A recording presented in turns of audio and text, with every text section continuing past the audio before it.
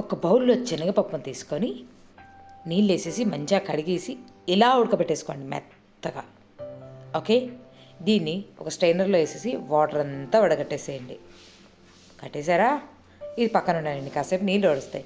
శనగపిండి కాదు ఇది మైదా, లేదు అంటే గోధుమ పిండి అయినా పర్వాలేదు. శనగపిండి తీసుకోకండి, ఈ రెండిట్లో ఏదైనా పర్లేదు. తీసేసుకొని దాంట్లో ఒక చిటికెడు, ఎక్కువ వేయకండి, ఉప్పు ఎక్కువ అయిపోతుంది. చిటికెడంత ఉప్పు వేసేసి ఒక చెంచాడు నూనె వేసేసి, చెంచాడంటే చెంచాడే, ఎక్కువ వేయద్దు కలపడం కోసం. దీన్ని అంతా మిక్స్ అయ్యేలా కలిపేసుకొని కొద్దిగా వాటర్ వేసుకుంటూ మెత్తటి పిండిలా చేసేసుకోవాలి. చూసారా? ఇలా చివరిలో కూడా మంచిగా ఆయిల్ వేసేసి మర్దన చేయాలి. చూసారా? మెత్తగా అయిపోయింది. ఎంత మెత్తగా అయిందో.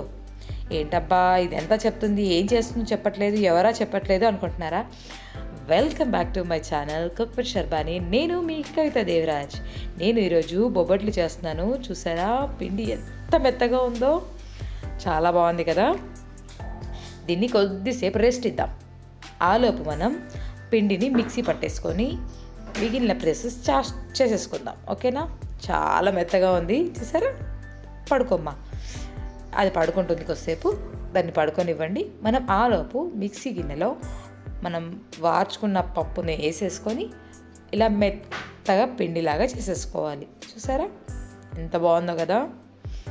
ఇలా అయిపోయిన పిండిని మనం డైరెక్ట్గా ఒక ప్యాన్లోకి తీసేసుకుందాం. మనం దీంట్లో చక్కెరని కూడా మిక్సీ పట్టాలి. ఇదే దాంట్లో షుగర్ని కూడా కొంచెం మిక్సీ పట్టేసి దీంట్లో వేస్తున్నాను. లేని ప్లేస్ మీకు బెల్లం కావాలనుకుంటే బెల్లం కూడా వేసుకోవచ్చు. ఇది సోంఫ్. ఇది నేను ఒక స్పూన్ తీసుకున్నాను. ఇలా మంచిగా రెండు చేతుల మధ్యలో నలిపేసేస్తే మంచిగా నలుగుతుంది. బొబ్బట్లలో మంచిగా వస్తుంది. మా సైడ్ అయితే పోలేలు అంటారండి, బొబ్బట్లు అని ఆంధ్ర సైడ్ అంటారు కదా. నాకు కొంచెం అది రావట్లేదు. పోలేలు ఈజ్ మనకు పర్ఫెక్ట్, ఎందుకంటే మన తెలంగాణలో పోలేలనే అంటాం కదా. ఇది కొంచెం దగ్గర పడాలి. మా అమ్మ అయితే చాలా చాలా సూపర్గా చేస్తుంది. ప్రాసెస్ ఇది కాదు, నాకు వీలైతే మాత్రం తప్పకుండా అది నేను రికార్డ్ చేసి మీకు చూపిస్తాను. చాలా నేను సైజ్ చాలా చిన్నగా చేశాను, కానీ మా అమ్మ చాలా పెద్దగా ఏమంటారు మన పెంక ఎంత సైజు ఉంటుంది అంత సైజులో పూరిలాగా పొంగుతాయి మా అమ్మ చేస్తే పోలేలు. చాలా బాగుంటాయి. అందుకే నేను ట్రై చేస్తున్నాను అలా రావడం కోసం. చూసారా? ఇది కొద్దిగా మెత్తగా ఉంది కదా. ఇంకో కొంచెం మనం కొద్దిసేపు ఒక 2 to 3 minutes అలా పెట్టేసామనుకోండి, గట్టి పడిపోతుంది. మంచిగా దగ్గరికి అయిన తర్వాత చల్లారిపోతే మొత్తం గట్టి పడిపోతుంది అనమాట ఈ మెత్తడిదంతా. ఇప్పుడు మనం కొద్దిసేపు పడుకోబెట్టాక దాంట్లోంచి ఒక చిన్న ముద్దను తీసేసుకుంటాం. నేను కవర్లో పెట్టాను ఎండిపోకుండా. చూసారా ముద్ద సైజ్ ఎంత ఉంది? ఇంతకంటే కొంచెం ఎక్కువ, డబల్ అయినా పర్లేదు, కానీ ఖచ్చితంగా దీనికంటే ఎక్కువ సైజే పూర్ణం తీసుకోవాలి. దీన్ని కొంచెం ఇలా స్ప్రెడ్ చేసేసి, చూసారా పూర్ణం ఎంత పెద్దగా ఉందో, దానికంటే కొద్దిగా ఎక్కువే ఉంటుంది. తీసేసుకొని ఇలా మొత్తం అంతా కవర్ చేసుకోవాలి. ఎంత బాగా అంటే అస్సలు లోపల ఉన్న పూర్ణం కనబడకూడదు. ఆయిల్ చేతికి అద్దుకొని జస్ట్ ఇలా స్ప్రెడ్ చేస్తే సరిపోతుంది. కొంచెం మనం ఎటు సైడ్ ఎక్కువ ఉంది ఎటు సైడ్ తక్కువ ఉంది చూసుకొని కొంచెం ఆయిల్ చేతికి అద్దుకుంటూ ఇలా నొక్కేసుకున్నామంటే మన వేడి వేడి బొబ్బట్టు రెడీ. చాలా చాలా టేస్టీగా అండ్ హెల్దీ కూడా. నెయ్యితో చేసుకున్నామంటే నెయ్యి బొబ్బట్లు అయిపోతాయి. మనం ఫస్ట్ ఆయిల్ వేసాం కదా, ఆ ప్లేస్లో నెయ్యి వేసేసుకోవాలి, అంతే. చాలా చాలా బాగుంటుంది. పిండికి ఖచ్చితంగా రెస్ట్ ఇవ్వాలి అండ్ పూర్ణం చాలా మెత్తగా చేసేసుకోవాలి.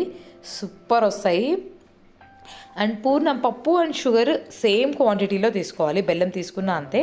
మనం ఒక గ్లాస్ పప్పు తీసుకున్నామంటే గ్లాస్ బెల్లము. వేడి వేడి పెనం మీద ఈ పోలేని వేసేసి మంచిగా నెయ్యి వేసుకుంటూ చేసుకుంటే కిర్రాగా ఉంటుంది అనమాట. తప్పకుండా ట్రై చేయండి. దీన్ని 2 సైడ్లు మంచిగా చేసుకోవాలా. ఫ్రెండ్స్, మీరు ఎప్పుడైనా బొబ్బట్లు ట్రై చేశారా లేదా?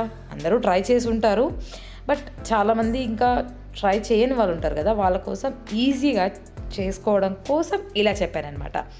అండ్ నెయ్యితో కాల్చుకోండి. మీరు ఇంకో రకంగా తిన్నారా ఎప్పుడైనా? నేనైతే మా మమ్మీ చేసే పోలల్ని పాలల్లో నానబెట్టుకొని తినేదాన్ని. ఇప్పుడు ఈ పెంక ఎంత పెద్దగా ఉందో అంత పెద్దగా మా మమ్మీ పోలే చేసేది. దాన్ని ప్లేట్లో పెట్టేసుకొని దానిపైన వేడి వేడి పాలు వేసేది అండ్ పైనుంచి ఇంకొంచెం నెయ్యి. ఒక 2 మినిట్స్ ఆగి తింటే ఉంటుంది, కిర్రాకు ఉంటుంది. అలా ఎవరైనా ట్రై చేశారా? చేసుంటే నాకు ఖచ్చితంగా కామెంట్ బాక్స్లో తెలియచేయండి. ఓకేనా ఫ్రెండ్స్?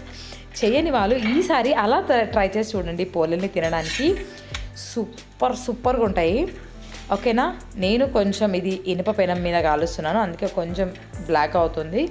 బట్ నాన్ స్టిక్ దాని మీద అయితే ఇంకా సూపర్ వస్తాయి, మంచిగా పొంగుతాయి కూడా.